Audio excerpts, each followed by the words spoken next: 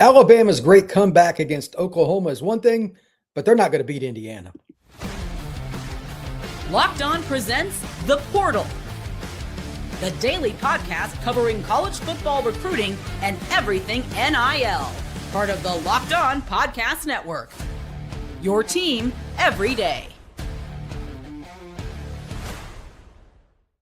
Into the Portal Podcast, where you get your daily recruiting, NIL, and transfer portal scoop. I'm your host, Brian Smith, longtime college football recruiting analyst. Thank you for making the Portal Podcast a part of your day, each and every day, right here on the Locked On Podcast Network, the number one network in the land.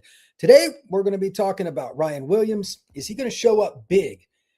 He's due for a big game. He hasn't had one recently, but can that happen? I don't know. We'll see, but they need that in the Rose Bowl against Indiana. We're going to be talking about Fernando versus Ty. They don't play against each other technically. Fernando Mendoza will be the quarterback for the Hoosiers, and Ty Simpson will be the quarterback for the Tide.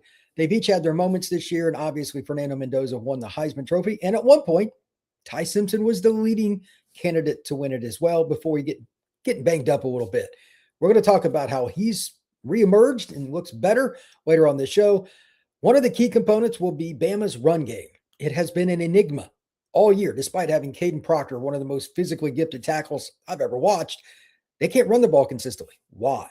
How will that play out against Indiana? Probably not well. And what does Alabama's win against Oklahoma mean overall? They were down 17-0. They looked like they were dead. And then you got to give them credit. They all of a sudden found a way. They found life. And when they did, they stormed back. Got to give them credit. And I want to start with that. Momentum in college athletics is really important. And while I give them all the credit in the world for winning, Oklahoma is still a team that has many deficiencies, especially on offense, including that pick six that just completely changed the game. I don't think Indiana's going to do that. Alabama fans were all upset when I said on X that there's no way they were going to beat Indiana, and I'm steadfast with that. Indiana would have to completely hand it over because they're the more consistent team. They don't have as many turnovers. They don't have as much of a problem running the ball. Matter of fact, they're one of the best running teams in the country, and Alabama stinks at it. But to that end, they found a way, and their defense is legit. I'm going to talk quite a bit about their defense and whatnot, and we're going to go through some questions on how they could or maybe they will play well on offense. But again, Indiana's the better football team. Alabama fans can be mad all they want. They have one of the most jaded fan bases in the history of sport, but they're going to be humbled quite a bit against Indiana in the Rose Bowl. So here are the questions and the comments that I have to start out with. As a matter of fact, just to put it in perspective, here's the first thing.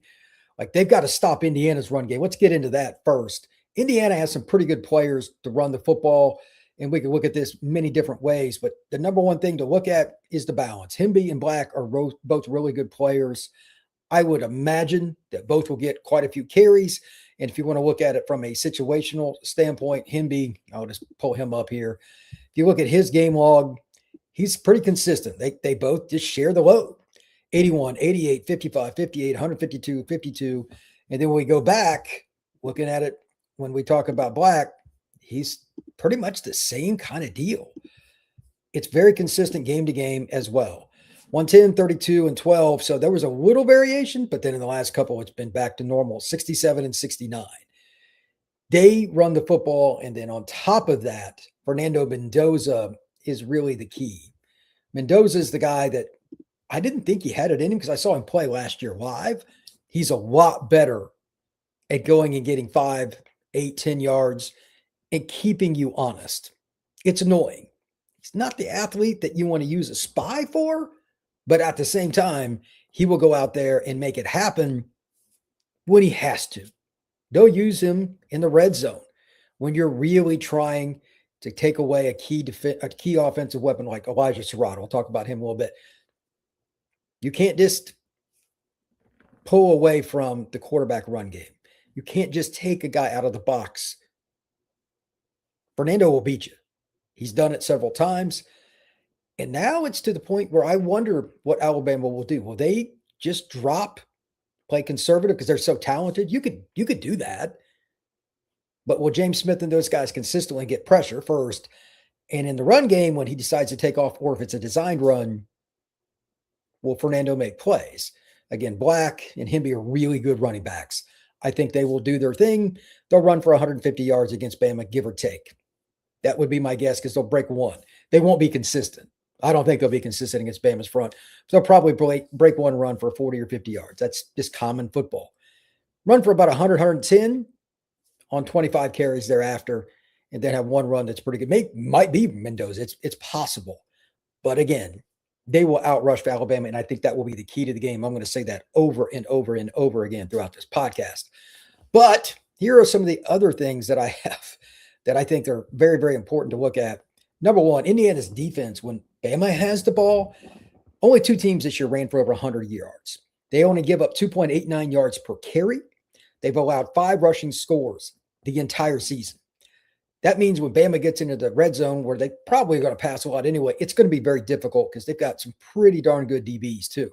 They've also held Ohio State's running backs to 87 yards on 20 carries. Ohio State's got a pretty good running game, and they did a nice job against them. They also held Ohio State to 4 of 12 on third down. Those are some pretty impressive numbers. Now, for Alabama, Ty Simpson, he looked a lot better against Oklahoma, in my opinion, because you could tell going in down the stretch, he was not healthy. He wasn't remotely healthy. And it wasn't good for him that Bama dropped some passes. He should have thrown for more yards. He kind of got screwed out of that. His pass catchers hurt him a few times.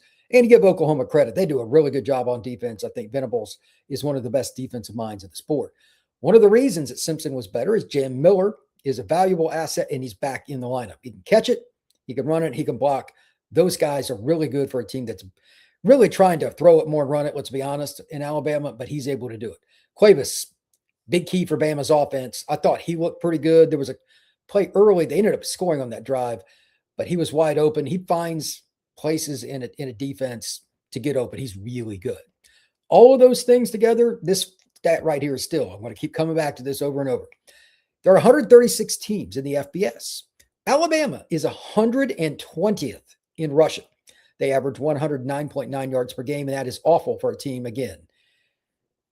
They've got Caden Proctor. How is that possible? But they do. Consistently starting slow now. They had the fast start against Auburn. Then they flipped a switch in the wrong direction against teams that have good defenses. Well, Indiana has a really good defense. I know SEC fans will say, oh, it's Big Ten, it's overrated. Yeah, okay. You'll see if Ohio State struggles to score on them, that's going to be a problem for Bama too. And in the last 5 SEC games for Bama, so a little longer stretch, 319 rushing yards, 63.8 yards per contest. That's not going to get it done. When I come back, I'm going to have 10 questions going back and forth between both Alabama and Indiana, why I think Indiana is the definitive favorite. And for the record, FanDuel has Indiana as a 6.5 point favorite right now. I think that's about right. I think they're a touchdown or so better than Bama conservatively, maybe even up to 8 to 10. We'll see where that line goes, but we'll talk about that next here on the Portal Podcast. Today's show is brought to you by our friends at Wayfair. The holidays always show up faster than we expect. And if you're still putting together gifts, last-minute decor, or getting your home ready for guests, Wayfair has you covered. Whether you need a quick home refresh, new bedding, or those final seasonal touches, Wayfair makes it easy to get what you need and get it fast. Wayfair truly is your one-stop shop for everything home, with decor, furniture, kitchen essentials, and gifts for every style and budget, all delivered quickly and easily. You can go and find a selection for the bedroom for the kids, if you need some knickknacks for the front room, or maybe you need something for the kitchen. Whatever it is you want to do for yourself, you can. And remember, you can also send them as gifts. Get last-minute hosting essential, gifts for all the loved ones, and decor to celebrate the holidays for way less. Head to wayfair.com right now to shop all things home. That's WAYFAIR.com. Wayfair. Every style and every home. Today's show is also brought to you by our friends over at FanDuel. NFL Sundays move fast, one big play, and suddenly everything feels different. That's what makes live betting with FanDuel so exciting. You're not just watching the game, you're reacting to it in real time. And with FanDuel, you can place bets as the action unfolds, every drive, every momentum swing, every highlight moment. Live betting is best when the game shifts at the last moment, and then you have something like a receiver getting hot down the stretch in the fourth quarter, a defense tightens up, or the momentum flips after a big turnover. FanDuel lets you jump into the moment. Plus, you got to think about the players that are healthy, who's going to be coming into the game. We're getting to the nitty-gritty of the NFL season. So the live spreads and the money lines are going to adjust instantly with all the action, player props as well. It's a lot of fun. My Colts are a 5.5 point underdog in this game coming up for them. That could be also broken down into quarters. There's a lot of ways to do it. So if you want to be right in the middle of the action, visit FanDuel.com and place your live NFL bets all season long. FanDuel, the game moves fast, and so can you. Thank you once again for making the Portal Podcast a part of your day each and every day right here on the Locked On Podcast Network. I'm Brian Smith, longtime college football recruiting analyst. Make sure you like and subscribe to this podcast. We will be doing a lot of previews for the big games coming up. I just wanted my first thoughts here on the IU and Alabama game. Back into it. Here are the 10 questions that I have, and they're just kind of back and forth about key players and situations for both Indiana and Alabama. Can Alabama consistently stay ahead of the chains? What do I mean by that?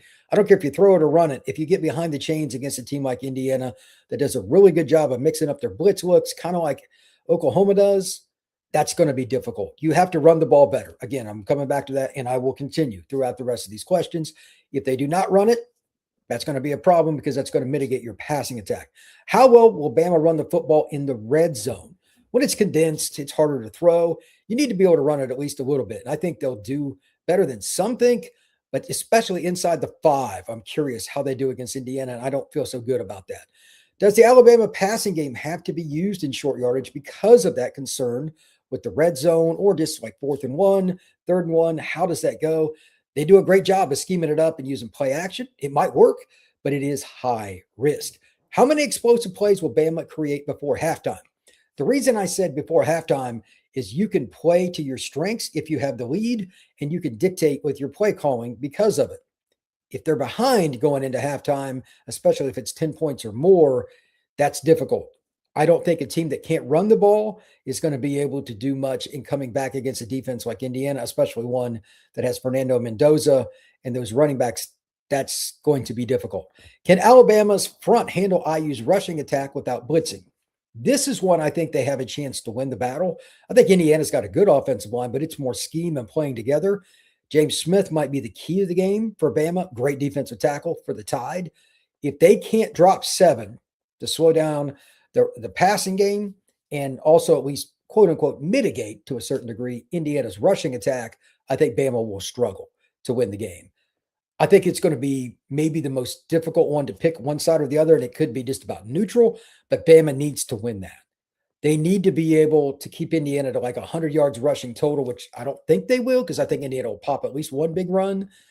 But if they can do that, they could possibly win. That is the key. James Smith might be the most important player in this game, not a quarterback. After Oklahoma passed the football well in the middle of the field, will the Tide fix that? I was surprised. Mateer, give him some credit. He threw some really good passes in the middle of the field against Bama. Mendoza's been known to do that too. Alabama's coaching staff's done a great job this year, though. I think they're a little underrated defensively, and they've got such a tremendous secondary. Red Morgan and those guys in the back end, Brown, they've got some players. I'm curious to see how they attack Indiana. Surratt in particular is really good, but Omar and some of the other guys, they've got 3 or 4 really good receivers, and they've got a really good tight end. They're going to hit the middle of the field too. That's a key battle. Who's really healthy for Indiana and Bama? I always bring this up anytime I talk about a matchup, and I'm not going to change here. Coaches lie all the time about who's hurt, nonstop. And just as an example, there is no way on God's green earth that Ty Simpson wasn't banged up this season. There's been all kinds of rumors about it. There's too many not to think that's a problem. And on top of it, the eye test. He wasn't the same with his motion, etc., for quite a bit of the back half of the season. Now, he did look better against Oklahoma, but that's just an example. And it goes into the receivers. It goes into the linemen, etc. Who is really healthy? Will LT Overton be back? That's a big part of Alabama's situation on defense. That's a really good football player. Indiana, how many guys got kind of healed up with the time off since they played Ohio State? A lot to think about there. Will Ryan Williams be a major factor? Let me define major. The game his freshman year against, was it Georgia, if I remember right, where he just went crazy? I'm not saying he has to do that against Indiana, but he's capable. Is there just not the same connection between Ryan and Ty? Is it something else? He's not a player that should ever be under 50 yards receiving in a game, in my opinion. but he's had some games this year like that. I want to see what they can do with him in terms of finding him in space, to give him a chance to make guys miss. He's certainly good at that. But at some point, they got to hit a home run ball with Ryan Williams. They're going to beat Indiana. All right. How well will Fernando Mendoza pass versus a big-time Alabama secondary? I'm talking about the one-on-one matchups down the field, not the checkdowns and the basic stuff. That's really important. I think that if he's able to hit just a few big plays down the field, like a 20, 25-yarder, they don't have to hit a 60-yard touchdown or something to win, but their run game's consistent enough. They're good enough on third down. Like, they have the best third down offense in the country. They just need to be consistent to keep Alabama from stuffing the box and trying to take away their two running backs, and they should be pretty good. Finally, Indiana's pass rush against Ty Simpson. Simpson's a better runner than what I had originally thought, but Indiana does a good job of containing while they rush. They're very disciplined. Is that going to happen? Or is it going to be a situation where, even if it's just one or two times during the game, will we see Ty Simpson get outside the box and make a big throw? Maybe it's down the field to Bernard or Cuevas, whatever it may be. Give him some credit. He has improved a lot as a guy that can get outside the pocket and make something happen. So those are the things that I think are really important to talk about. And overall, I just think, again, Indiana's ability to run the ball is a lot better than Bama, and it's why I'm picking them. I'm picking them to win the game 31-21. I think it'll be a really good game, but Indiana's just better than Alabama. They're better coached. They have a better scheme throughout the year because they focused on the run game just as much as they focused on the pass game. That's why they're better. We'll see if I'm right or wrong, but that's my pick. I got Indiana beating Alabama 31-21 in the Rose Bowl when that game comes around. Thank you very much for checking out the Portal Podcast. We will see you again soon.